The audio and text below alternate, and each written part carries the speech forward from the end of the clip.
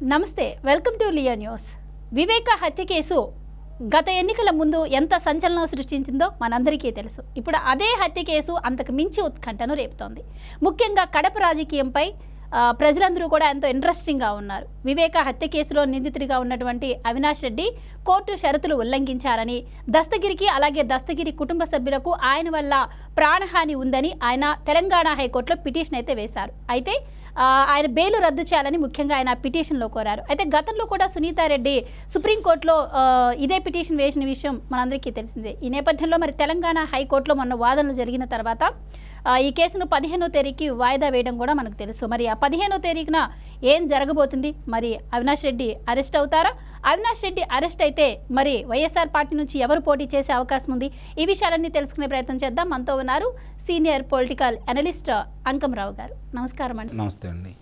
అంకంరావు గారు, సో ఇప్పుడు నేను చెప్పినట్టు ఈ ఉత్కంఠ రేపుతోంది వివేక హత్య కేసు ఏదైతే ఉందో అది ముఖ్యంగా ఆంధ్రప్రదేశ్ ప్రజలకు, ముఖ్యంగా కడప జిల్లా ప్రజలకు. సో మరి ఇప్పటికే నిందితుడు అని సిబిఐ పేర్కొన్నా కూడా ఆయన అరెస్ట్ చేయలేని పరిస్థితులను మనం చూసాం. మరి ఒకవేళ ఇదే కేసు రేపు 15వ తారీఖు విచారణకు వచ్చి ఆయన కనుక అరెస్ట్ అయితే మరి కడపలో ఎవరు నిలబడే అవకాశం ఉంటుంది? వైఎస్ఆర్సీపీ తరఫున ఎలా ఉండబోతుంది అంటారు అక్కడ రాజకీయం? ముందుగా జగన్మోహన్ రెడ్డి గారికి 2019 అధికారం రావటంకి బాగా కలిసి వచ్చిన అంశం వివేకానంద రెడ్డి గారి హత్య.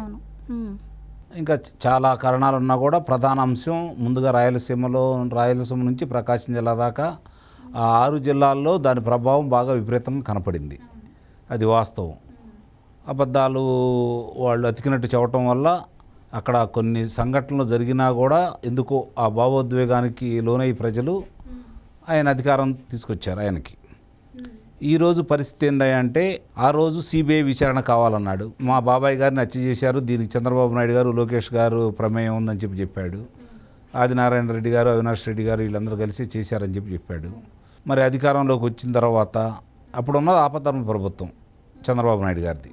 మార్చి 10న ఎన్నికల నిబంధనలు అమల్లోకి వచ్చాయి. కాబట్టి జరిగింది మార్చి 15.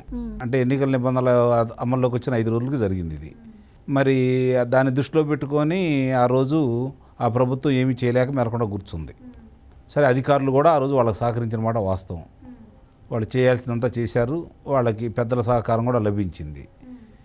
అధికారంలోకి వచ్చిన తర్వాత చనిపోయింది తన రాజశేఖర రెడ్డి గారి తమ్ముడు, తన పినతండ్రి, మాజీ శాసనసభ్యులు, మామూలు వ్యక్తి కాదు. లోక్సభ సభ్యుడిగా చేశారు, శాసనమండలి సభ్యుడిగా చేశారు, మంత్రిగా చేశారు. మరి అలాంటి వ్యక్తిని అంత దారుణంగా హత్య చేసి చంపబడితే కనీసం దాని గురించి పట్టించుకోకుండా పక్కన పడేశారు.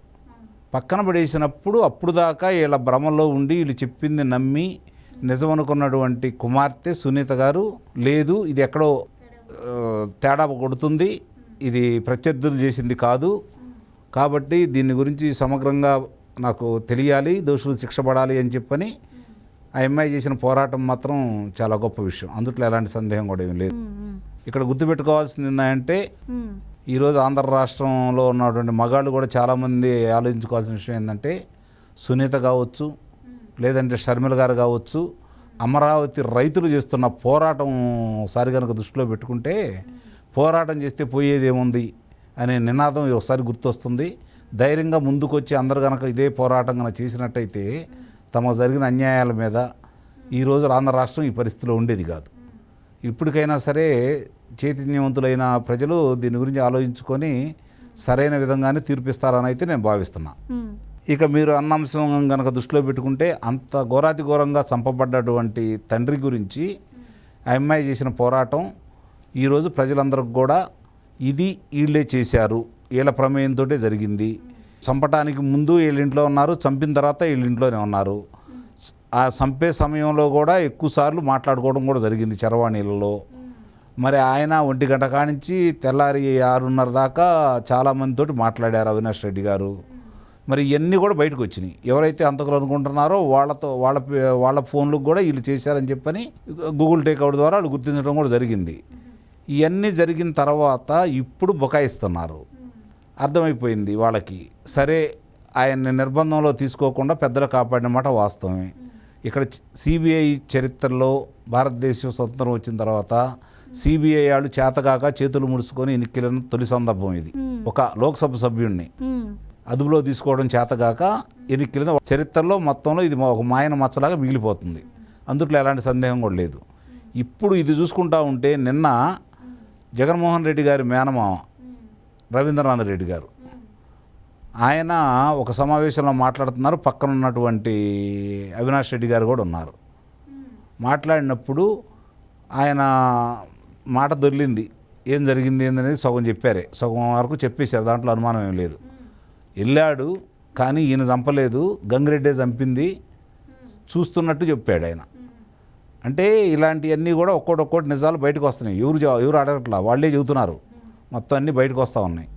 ఇప్పుడు దస్తగిరి దీనికి ఎవరైతే చంపాను అని చెప్పి ఒప్పుకున్నాడో నేరం అంగీకరించి పోలీసుల దగ్గర లొంగిపోయాడో ఆ అబ్బాయి చాలా క్లియర్గా చెప్పాడు, మేము చంపాము, మాకు వీళ్ళు సహకరించారు అవినాష్ రెడ్డి గారు అని చెప్పని.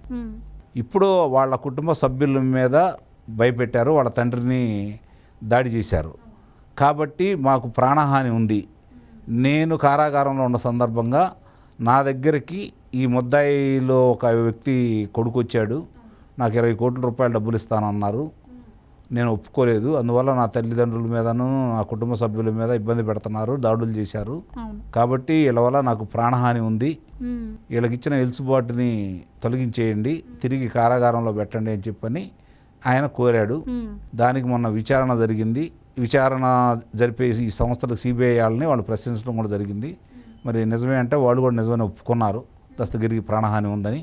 మరి మీరు ఏం చేస్తున్నారు అంటే, లేదు సునీత గారు సుప్రీంకోర్టులో వేశారు కాబట్టి మేము రేపు పొద్దున మమ్మల్ని అడిగితే మా వాదనలు ఇదే చెబుతాము అంటే మీరు నమ్ముతున్నారంటే నమ్ముతున్నాం అని చెప్పారు వాళ్ళు. అంటే ఇక్కడ అర్థమైపోయింది. దాన్ని 15వ తారీఖు వాయిదా వేశారు. 15వ తారీఖు నాడు వ్యతిరేకంగా కనుక అవినాష్ రెడ్డి గారికి వ్యతిరేకంగా కనుక తీర్పు వస్తే ఏంటి పరిస్థితి అని మీరు అడిగారు. అవినాష్ రెడ్డి గారికి వ్యతిరేకంగా తీర్పు వచ్చేసి అవినాష్ రెడ్డి గారిని కనుక అదుపులో కనుక తీసుకుంటే అది ఇప్పటికే రాష్ట్రంలో ఆ ప్రభావం విపరీతంగా ఉంది. అదుపులో తీసుకోవడం అంటూ జరిగిన తర్వాత ఇక రెండో ఆలోచించలేదు. ఆయన అంత గతంలో వైనాట్ 175 అన్నాడు. ఇప్పుడు 175 మందికి అభ్యర్థులు ఉండరు. 175 స్థానాల్లో ఓడిపోవడం అనేది జరుగుతుంది. కాబట్టి ఆ స్థానంలో మీరన్నట్టు ఎవరు నిలబెడతారు అనుకుంటే నాకు తెలిసినంతవరకు భారతి గారి పేరు వినిపిస్తూ ఉంది. ఒకవేళ అవినాష్ రెడ్డి గారిని కనుక అదుపులో తీసుకుంటే భారతిరెడ్డి గారి పేరు వినిపిస్తూ ఉంది. భారతిరెడ్డి గారి పేరు ఎందుకు వినిపిస్తుందంటే భారతిరెడ్డి గారి నాన్నగారికి ఆయనకి మంచి పేరుంది. కాబట్టి దాన్ని దృష్టిలో పెట్టుకొని జగన్మోహన్ రెడ్డి గారి భార్య కూడా కాబట్టి, వైఎస్ రాజశేఖర రెడ్డి గారి కోడలు కాబట్టి, అవతల కూడా వైఎస్ రాజశేఖర రెడ్డి గారి కుమార్తె ఉంది కాబట్టి ఆ స్థాయిలో ఉండాలి అంటే నిస్సందేహంగా ఆమె ఒకటే కనపడుతుంది. ఆమె నిలబెడతారని అయితే నేను భావిస్తున్నాను. సో మీరు చెప్పినట్టు ఈ కేసుతో అవినాష్ రెడ్డికి భారతి గారికి కావచ్చు, జగన్ రెడ్డి గారికి కావచ్చు, ఇలా అందరికీ సంబంధం ఉంటుంది, తెలిసే ఉంటుంది అనే వార్తలు కూడా మనం విన్నాము.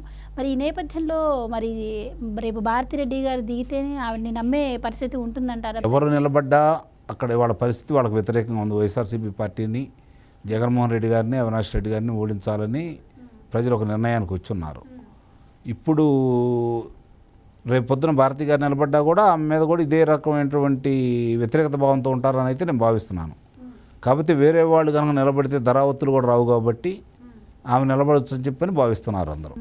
మరి ఇప్పుడు మొత్తంగా కడపలో పరిస్థితులన్నీ చూసుకుంటా ఉన్నట్టయితే షర్మిల గారికి లైన్ క్లియర్ అయినట్టే అనుకోవచ్చా? ఇంకా షర్మిల గారు గెలుస్తారా లేదా అని నేను చెప్పలేను, కానీ ఎక్కువ అవకాశాలు తెలుగుదేశం పార్టీకి ఉన్నాయి.